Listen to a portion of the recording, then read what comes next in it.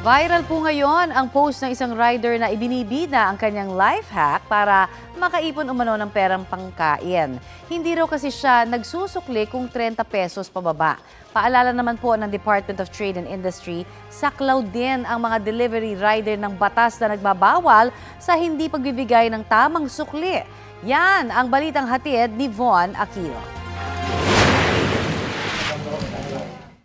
Add to cart, magpapatid sundo, kay laking ginhawa talaga ng mga cashless transaction sa ride-hailing at delivery apps. Pero may mga nagka-cash pa rin sa bayaran. E paano kung buo ang pambayad at hirap manukli?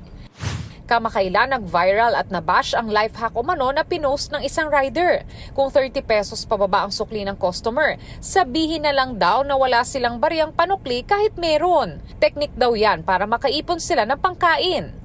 Pero bawal yan sa ilalim ng Republic Act 10909 o No Shortchanging Act of 2016. Dapat eksakto yung sukli mo.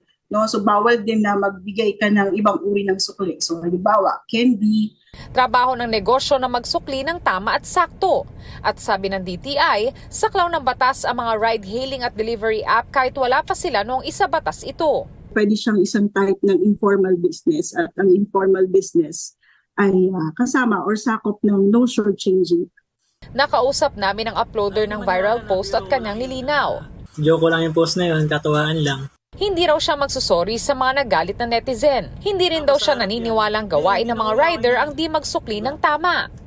Kasi alam kong kahit barya yun, pera nila yun eh. Hindi porkat nag-post ako ng ganun, sa akin yun na ibubunton yung mga galit ko doon sa mga rider na yun.